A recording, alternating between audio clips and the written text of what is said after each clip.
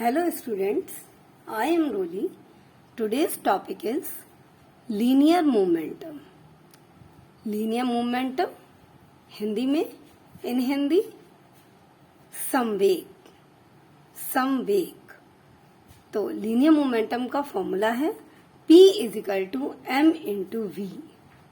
Linear momentum को P से denote करते हैं, M फॉर मास और V फॉर वेलोसिटी.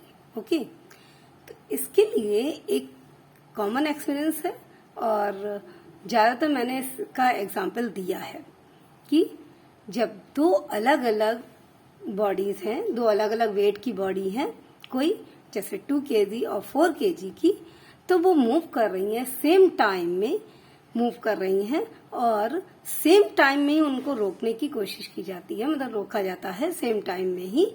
तो जो 4 kg की बॉडी है, हैवी बॉडी है, उस पे ज्यादा फोर्स रिक्वायर होता है और जो लाइट बॉडी है उसके ऊपर कम फोर्स की आवश्यकता होती है in comparison to heavy body.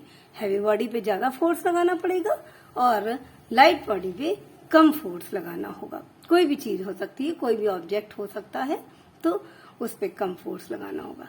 Similarly अगर दो चीजें, एक वो है, कोई ऑब्जेक्ट है और वो दो अलग अलग वेलोसिटी से चल रहा है, एक ही वेट का ऑब्जेक्ट है और एक ही चीज है, वो अलग अलग वेलोसिटी से चल रही है, मतलब इसका अर्थ ये है कि एक फास्ट मूव, मतलब इन कंपैरिजन टू जैसे 4 मीटर पर सेकेंड से और दूसरी 1 मीटर पर सेकेंड से या 2 मीटर पर सेकेंड से, 5 मीटर या 10 मीटर कुछ भी हो सकता है, दोनों अलग अलग वेलोसिटी से चल रही हैं, तो उनको स्टॉप करने के लिए जो फास्टर मूविंग बॉडी है उस पे ज्यादा फोर्स की आवश्यकता होगी और जो स्लोअर है इन कंपैरिजन टू फास्टर के, उस पे कम फोर्स की आवश्यकता होगी.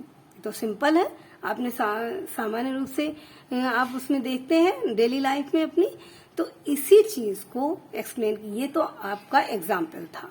अब लीनियर मोमेंटम, संवेग, तो according to the definition, the force needed to stop a moving body in a definite time depends. तो ये दोनों चीजें जो दोनों एग्जाम्पल दिए, एक वेट का कि हैवी वेट है और लाइट वेट है, कंपेयर किया गया, तो हैवी वेट पे ज्यादा फोर्स की आवश्यकता है और लाइट वेट पे कम फोर्स की आवश्यकता है.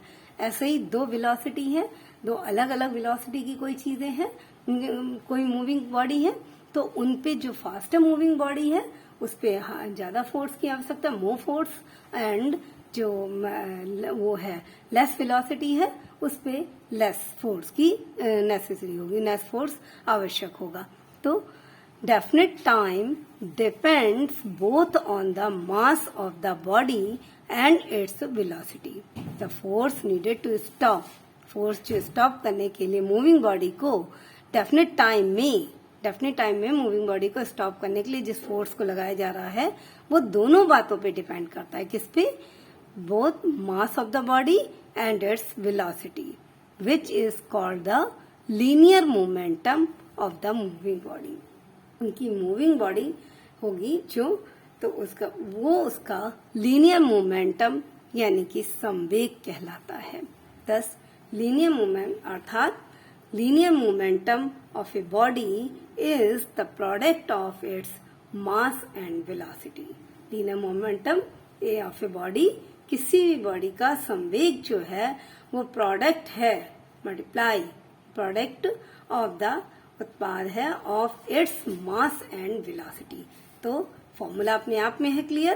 पी डिनोट किया गया, लीनियर मोमेंटम को डिनोट किया गया है P से, और M मास है और V वेलोसिटी को V से डिनोट किया गया है.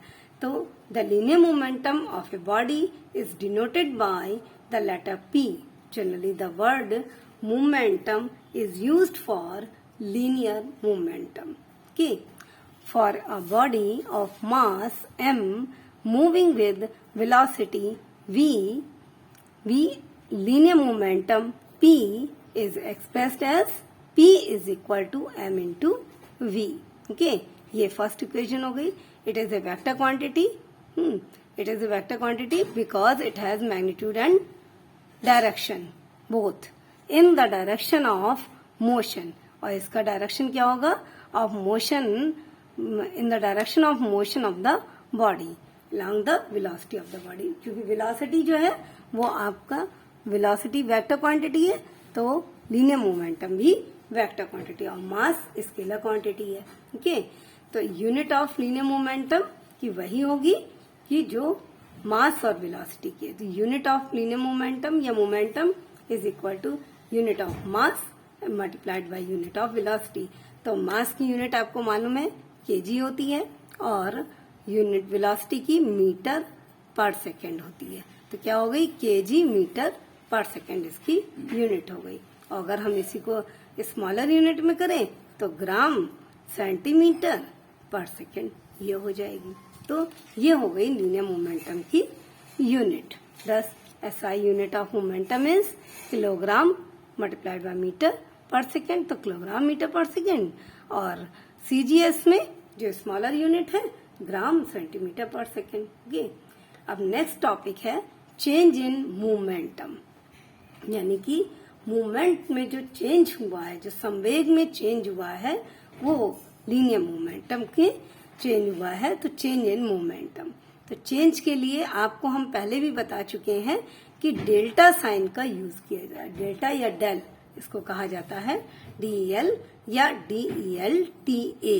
Okay, delta is called delta. तो delta P is equal to m mass और delta V is denoted difference between the velocity, initial velocity and final velocity का डिफरेंस है. और m तो एक ही मतलब किसी भी बॉडी पे हो रहा है तो उसका मास तो निर्धारित है, निश्चित है, डेफिनेट है. तो फ्रॉम इक्वेशन 1, तो इक्वेशन 1 कौन सी थी?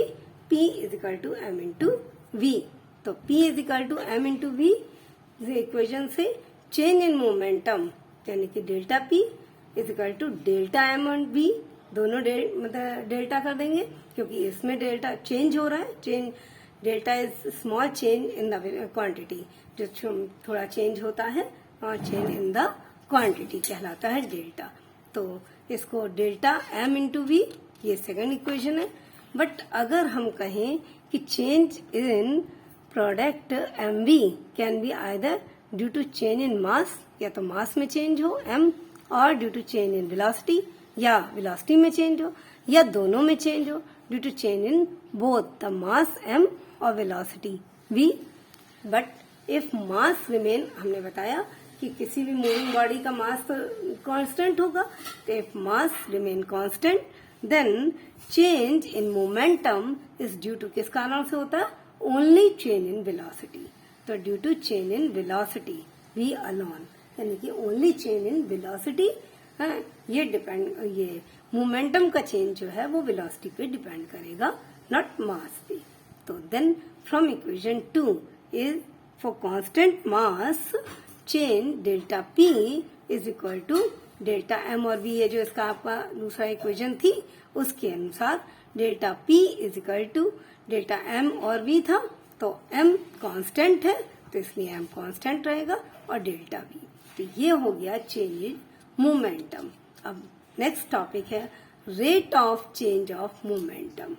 Rate of change of momentum यानी कि संवेग परिवर्तन की दर क्या है. वो तो संवेग परिवर्तन था, चेंज इन मोमेंटम संवेग परिवर्तन था, और ये है संवेग परिवर्तन की दर, rate of change of momentum. Okay, तो when a force is applied on a moving body its velocity changes.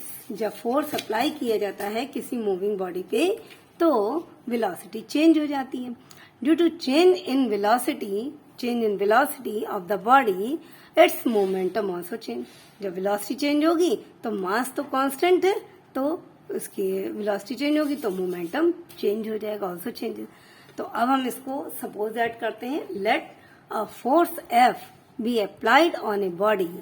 Force F कोई भी बॉडी जिसका की मास दिया है m और फोर्स F बी अप्लाइड, उस पर अप्लाई किया जाता है on a body of mass m for time t due to which its velocity change, और इस टाइम t, जो टाइम t लिया गया है इसमें वेलोसिटी चेंज के लिए लिया गया है, which its velocity changes from u to v, यानी कि जब हम फोर्स अप्लाई करेंगे तो अगर कोई इनिशियली एट रेस्ट में है कोई बॉडी तो वो मूव करेगी, तो इनिशियली एट रेस्ट यानी कि u इज इक्वल टू 0 होगा, और उसको फिर जब मूव करेगी after some time takes velocity, acquire velocity, तो v की कोई न्यूमेरिकल वैल्यू होगी।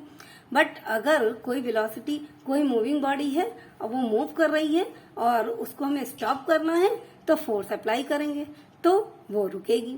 तो जब हम कोई मूविंग बॉडी है तो u न्यूमेरिकल वैल्यू होगी, और v जब हम उसको स्टॉप करेंगे फोर्स अप्लाई करके उस पर स्टॉप करेंगे तो v 0 हो जाएगा, उसका वेलोसिटी, फाइनल वेलोसिटी 0 हो जाएगी। तो इनिशियली एट रेस्ट कहा जाएगा तो u 0 होगा, और फाइनल वेलोसिटी यानी कि स्टॉप किया जाएगा तो v 0 होगा। तो इनिशियल मोमेंटम तो उसी पे डिपेंड करेगा momentum. Initial momentum of body is equal to m into u, initial momentum of body. तो मोमेंटम p है, p is equal to m into v है, m इंटू वी ये फॉर्मूला है। तो जब इनिशियल वेलोसिटी है तो u हो जाएगा, और फाइनल वेलोसिटी है तो final momentum of the body m into v हो जाएगा। तो चेंज इन मोमेंटम रेट हमें निकालना है, तो चेंज इन मोमेंटम क्या हुआ इन t सेकेंड। भाई एक initial velocity suppose that rest से थी और रेस्ट से वेलोसिटी में आई है, तो t second, after t second तो mv change in momentum, mv minus final velocity minus initial velocity, तो mv माइनस mu।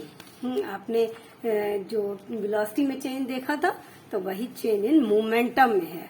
तो मोमेंटम का आपको फॉर्मूला मालूम है, p is equal to m into v. तो m v की जगह पे u और v दोनों यूज करेंगे, तो फाइनल माइनस इनिशियल, तो mv माइनस mu। ओके, तो m कॉमन ले लेंगे क्योंकि दोनों में m है, तो m कॉमन ले लेंगे, v माइनस u यानी कि चेंज इन वेलोसिटी। तो डेफिनेट टाइम में तो rate of change of momentum तो v minus you, because it has definite time, तो जो भी चेंज होगा वो एक डेफिनेट टाइम इंटरवल में होगा। तो rate of change of momentum is equal to change in momentum upon time, certain time interval. तो m, तो चेंज इन मोमेंटम क्या है m v माइनस यू, और अपॉन टाइम t है। तो बट एक्सेलरेशन, तो आप पहले मोशन वाले टॉपिक में हम जो इक्वेशन ऑफ मोशन पढ़ाए थे तो उससे पहले हमने आपको एक्सेलरेशन की डेफिनेशन दी थी और उसमें फॉर्मूला भी दिया गया था। तो change in velocity upon time, acceleration it is change in velocity upon time, v minus you upon T है। तो यहाँ v minus you upon T जो है इसकी जगह पे हम a यूज कर सकते हैं। तो rate of change of momentum is equal to m into a, भाई m है और मल्टीप्लाइड जितना भी पोर्शन है उसकी जगह हम a रख देंगे प्लेस पे, तो m mass multiplied by acceleration. Okay, तो this is true when mass of the body remain constant. ये हम पहले कह रहे हैं कि मास अगर कांस्टेंट है, मास कांस्टेंट होगा क्योंकि एक बॉडी पे ही यूज हो रहा है, तो मूविंग बॉडी, तो मास कांस्टेंट है, तो m into a, rate of change of momentum is equal to mass multiplied by acceleration. Thank you. Next video कुछ और टॉपिक डिस्कस करते हैं।